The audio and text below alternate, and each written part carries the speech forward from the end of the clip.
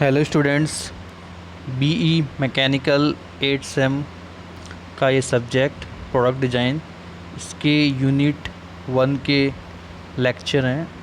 इसको मैंने प्रिपेयर किया है। बेसिकली जो प्रोडक्ट डिज़ाइन सब्जेक्ट है वो कोरिलेट करता है मैकेनिकल के इंडस्ट्रियल इंजीनियरिंग पार्ट से।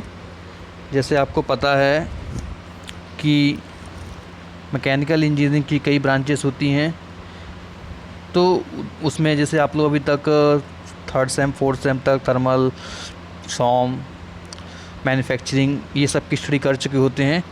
ये लास्ट एक टॉपिक होता है इंडस्ट्रियल इंजीनियरिंग सब्जेक्ट। उसके अंदर जैसे आपने सब्जेक्ट पढ़ा होगा operation research, industrial management, production management, industrial design, product design, ये सब सब्जेक्ट इंडस्ट्रियल इंजीनियरिंग ब्रांचेस के अंतर्गत आते हैं।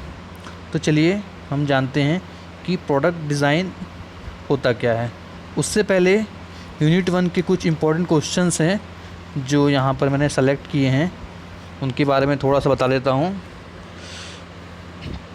सबसे पहले तो हमें ये जानना है कि इंट्रोडक्शन पार्ट तो हम जानेंगे ही कि क्या होता है प्रोडक्ट डिज़ाइन और प्रोडक्ट डिज़ाइन और डेवलपमेंट। उसके साथ ही साथ पहला क्वेश्चन है कि what are the essential characteristics of design, या फिर ये कह सकते हैं कि कौन कौन से पैरामीटर हैं जो इम्पोर्टेंट होते हैं किसी प्रोडक्ट डिज़ाइन के लिए, डेवलपमेंट के लिए। सेकंड क्वेश्चन है the factor that affect product design, factor कौन कौन से हैं जो अफेक्ट करते हैं प्रोडक्ट डिज़ाइन को। Characteristics of successful product design, how duration and cost are affecting the product development. Next question है what are the challenge are face during the product development, कौन कौन से चैलेंजेस हैं जो हमें फेस करने पड़ते हैं प्रोडक्ट डिज़ाइन डेवलपमेंट के टाइम। ये जो 5 क्वेश्चन हैं ये लगभग 70 to 80 फर्स्ट यूनिट के जो 70 to 80% सिलेबस है उससे कवर होते हैं। उसके बाद से कुछ सॉफ्टवेयर रिलेटेड चीज़ें हैं जो कि हेल्पफुल होती हैं हमें प्रोडक्ट के डिज़ाइन करने के लिए, उससे रिलेटेड कुछ क्वेश्चंस हैं। तो सबसे पहले हम बेसिक जानते हैं कि प्रोडक्ट डिज़ाइन और डेवलपमेंट होता क्या है। तो जैसे कि यहाँ पर पहली लाइन लिखी हुई है, the economic success of manufacturing firm depend upon their ability to identify customer needs and quickly create the product to meet that can be produce at low cost. मतलब इकोनॉमिक सक्सेस मतलब हमें economy point of view से success कब मिलेगी, या manufacturing की जो economic होती है वो डिपेंड करती है जब हम आइडेंटिफाई करते हैं कस्टमर की नीड को और जल्द से जल्द क्रिएट करते हैं ऐसा प्रोडक्ट जो कि लो कॉस्ट पर कस्टमर की नीड, कस्टमर की रिक्वायरमेंट को फुलफ़िल कर सके।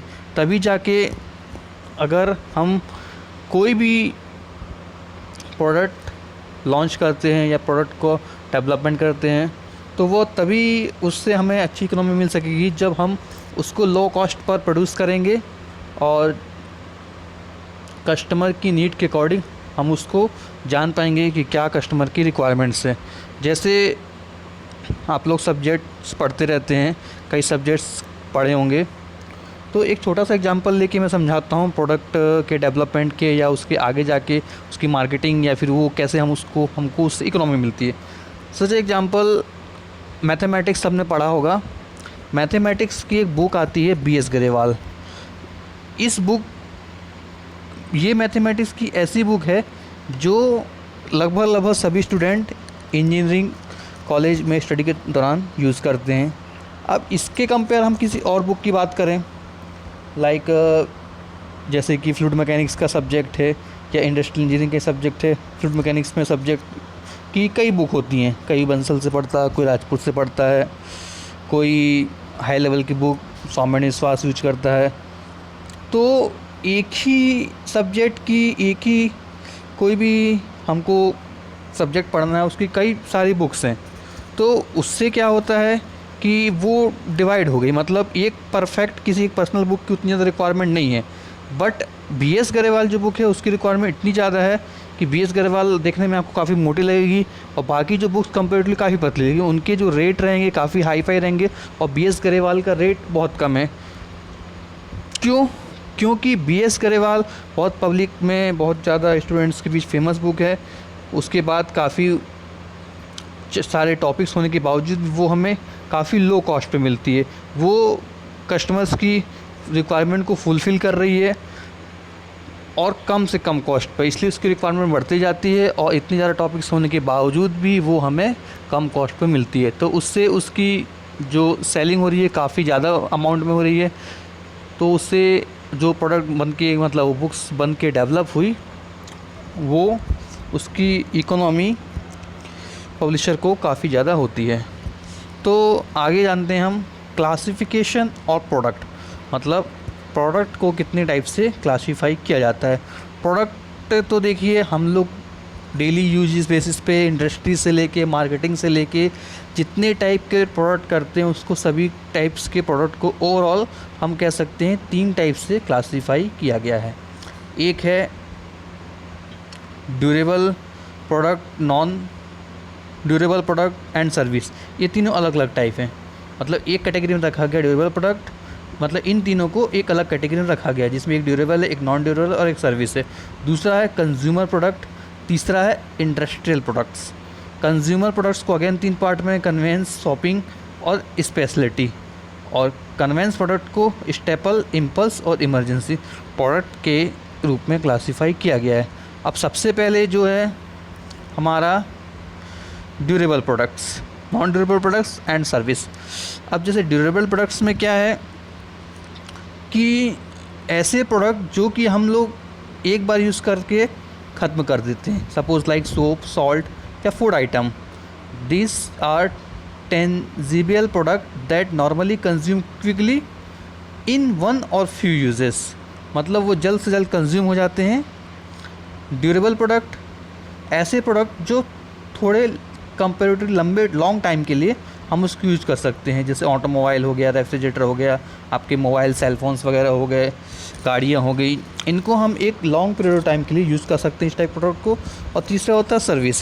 सर्विस इन द सेंस जैसे जो हमें प्रोवाइड करती हैं बीमा कंपनीज़ हो गया, बैंक के लोन हो गए, इंश्योरेंस हो गए, ये भी एक प्रकार का हमें प्रोडक्ट के फॉर्म में मिलता है, बट इसको हम नाम देते हैं सर्विस का। तो ये तो जस्ट इंट्रोडक्शन पार्ट था कि प्रोडक्ट डिज़ाइन क्या होता, किस टाइप की प्रोडक्ट जनरली हमने जाना।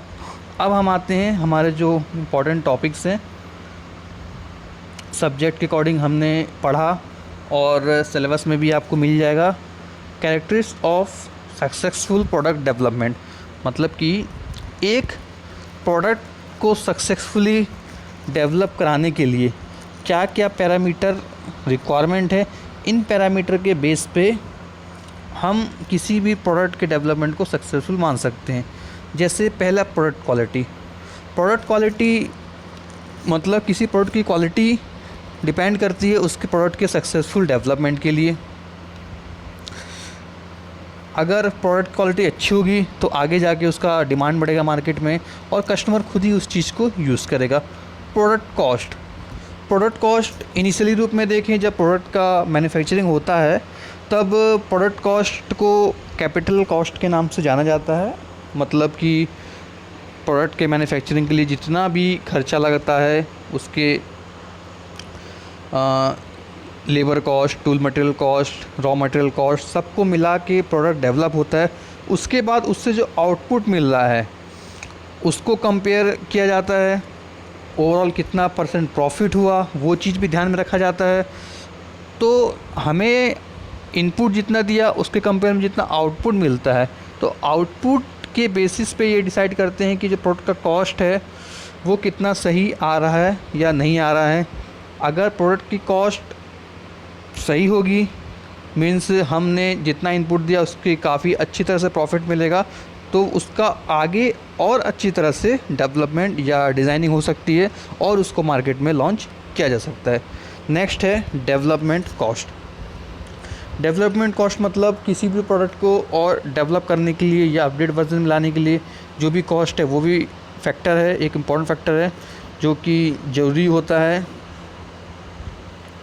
नेक्स्ट है डेवलपमेंट टाइम, मीन्स किसी भी प्रोडक्ट को हम बना रहे हैं, डेवलप कर रहे हैं, मैन्युफैक्चर कर रहे हैं, तो उसमें कितना टाइम ड्यूरेशन लग रहा है, ये भी ज़रूरी है। क्योंकि अगर कोई भी प्रोडक्ट को बनने के लिए मान लीजिए वो एक लिमिट से ज़्यादा टाइम ले रहा है, या किसी को हम एक शॉर्ट टाइम ड्यूरेशन बना सकते हैं बट वो लॉन्ग टाइम ड्यूरेशन में लग रहा है, तो ऐसे प्रोडक्ट की वैल्यू नहीं रह जाती है।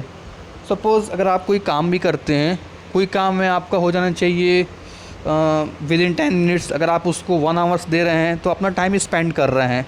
और ये तो छोटे पैमाने पर हुआ, बट इंडस्ट्री में अगर इस तरह से छोटे छोटे काम के लिए बहुत ज़्यादा टाइम लगेगा तो उतना ज़्यादा प्रोडक्ट का वैल्यू निकल के नहीं आता है।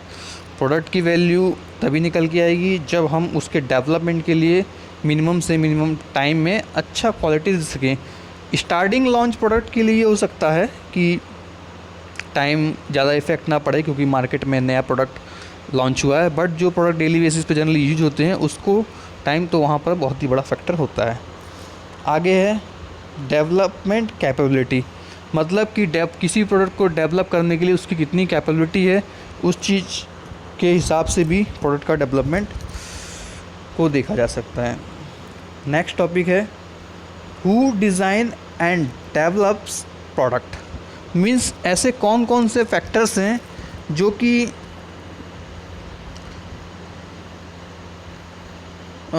कि क्या करते हैं,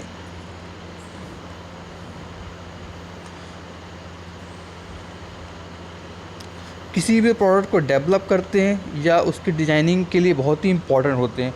कुल मिला के जो ये क्वेश्चन था कि ऐसे कौन कौन से फैक्टर हैं जो अफेक्ट करते हैं प्रोडक्ट डिज़ाइनिंग को, तो इसमें 3 इम्पोर्टेंट फैक्टर्स बताए गए हैं। पहला है मार्केटिंग, दूसरा है डिज़ाइन, तीसरा है मैन्युफैक्चरिंग। या कुल मिला के आप ये कह सकते हैं एक प्रकार का एक सीक्वेंस है जो कि किसी भी प्रोडक्ट के डेवलपमेंट के लिए ज़रूरी होता है। सबसे पहले प्रोडक्ट की मार्केटिंग होती है, लॉन्च होने से पहले मार्केट में उसका सर्वे किया जाता है, उसकी सैम्पलिंग दिखाई जाती हैं, कस्टमर को कितनी नीड है ये जाना जाता है। उसके बाद उसका डिज़ाइन किया जाता है, डिज़ाइनिंग के बाद उस चीज़ का मैन्युफैक्चरिंग किया जाता है। ओवरऑल कहने का मतलब यही है कि एक सीक्वेंस या कुछ पैरामीटर्स या फैक्टर्स जो कि रिक्वायरमेंट है, इसेंशियल हैं मैन्युफैक्चरिंग या किसी न्यू प्रोडक्ट के डेवलपमेंट के लिए, वो क्या क्या हैं। तो सबसे पहले प्रोडक्ट की मार्केटिंग होगी। The marketing function mediate the interaction between the firm and its customer, मतलब कि मार्केटिंग फंक्शन क्या होता है, कस्टमर की नीड और जो उस कस्टमर और उस प्रोडक्ट को जो बना रहा है उसके बीच का इंटरेक्शन होता है। बनाने वाला जो मैन्युफैक्चरर कंपनी होती है उसको पता चलता है कि कस्टमर को किस हिसाब से प्रोडक्ट को यूज़ करना है, चाहिए है। अगर जैसे मान लीजिए हम कभी कभी देखते हैं कि अभी शुरुआत में मोबाइल चलते थे, कीपैड मोबाइल चलते थे, तो धीरे धीरे उसके बाद फिर हम लोग यूज़ करने लगे स्क्रीन टच मोबाइल। साथ ही साथ हम ये देखते गए कि इंटरनेट वर्ल्ड लेवल पे इंटरनेट का यूज़ बहुत ज़्यादा बढ़ते गया। तो शुरुआत में सबसे पहले 2G आया, फिर कंपनीज़ को लगा कि 2G के और आगे कस्टमर को रिक्वायरमेंट है 3G की। हाई जो भी हम लोग टेक्नोलॉजी में बढ़ रहे हैं, आज देखिए क्लासेस को ऑनलाइन क्लासेस वीडियो लेक्चर के थ्रू पढ़ाया जा रहा है। तो ये अगर हम 2G या 3G नेटवर्क पर बात करें तो पॉसिबल नहीं था, बट इसके लिए एक अच्छा नेटवर्क की ज़रूरत पड़ती है। मतलब कस्टमर को एक नीड थी कि 3G से भी ऊपर नेटवर्क प्रोवाइड किया जाए। तो ये सब कंपनीज़ वालों को पता चला, उन्होंने आगे लॉन्च किया। सभी चीज़ों में आप देख सकते हैं, रेलवेज़ में देखिए पहले समय में कुछ अलग गाड़ी चलती थी, आज के समय में बहुत ही मेट्रो ट्रेन चल रही हैं, बुलेट ट्रेन का कॉन्सेप्ट इंडिया में आ ही चुका है। तो टेक्नोलॉजी इम्प्रूव होती जाती है। ये कैसे होती जाता है, जब जो मैन्युफैक्चरिंग फर्म रहते हैं वो देखते हैं कि किस तरह की रिक्वायरमेंट है, तो जो ये सब नीड के अकॉर्डिंग ही प्रोडक्ट का डिज़ाइन या डेवलपमेंट किया जाता है। उसके बाद designing function play the lead role in defining the physical form of product to best meet customer needs. मतलब जो डिज़ाइनिंग होता है वही सबसे इम्पोर्टेंट पार्ट होता है। क्यों? क्योंकि जैसा हमने डिज़ाइन कर दिया वैसे ही फाइनली आगे मैन्युफैक्चरिंग यूनिट उसको मैन्युफैक्चर कर देगी।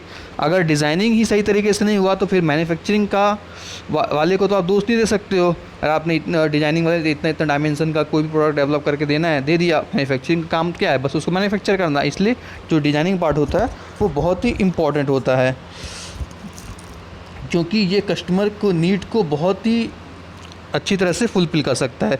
अब इसके लिए हम लोग क्या क्या यूज़ करते हैं, जैसे हम लोग मैकेनिकल के सब्जेक्ट में काफ़ी तरह के सॉफ्टवेयर को यूज़ करते हैं। इन सॉफ्टवेयर के हेल्प से प्रोडक्ट को डिज़ाइन करते हैं। साथ ही साथ इंडस्ट्रियल डिज़ाइन के अंदर भी कुछ टॉपिक्स हैं, जैसे एर्गोनॉमिक्स वगैरह हैं, और एक नाम आता है फोरकास्टिंग का। ये सब के हेल्प से प्रोडक्ट के डिज़ाइन में हेल्पफुल मिलती है। और लास्ट तो आपको पता ही है मैन्युफैक्चरिंग, क्योंकि आप सभी 8th सेम के स्टूडेंट्स हैं तो मैन्युफैक्चरिंग के बारे में तो जानते ही हैं कि मैन्युफैक्चरिंग में क्या होता है कि जिस तरह से हमें किसी भी, चाहे वो ऑटोमोबाइल फील्ड का हो, एरोस्पेसिकल फील्ड का हो, डायग्राम डिजाइनिंग हो चुकी है प्रोडक्ट की, तो फाइनली हम उसको उस शेप में, उस डायमेंशन में मैन्युफैक्चर कर देते हैं और वो प्रोडक्ट फाइनली मार्केट में लॉन्च हो जाता है।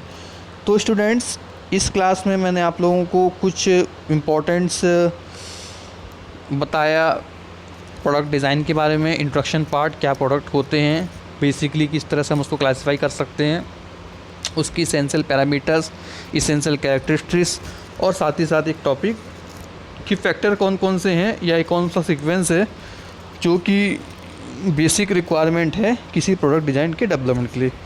इसके बाद जो रिमेनिंग टॉपिक है वो नेक्स्ट वीडियो लेक्चर में मैं कवर कर दूंगा। नीट 1 इसके साथ ही कंप्लीट हो जाएगा। Okay, thank you students.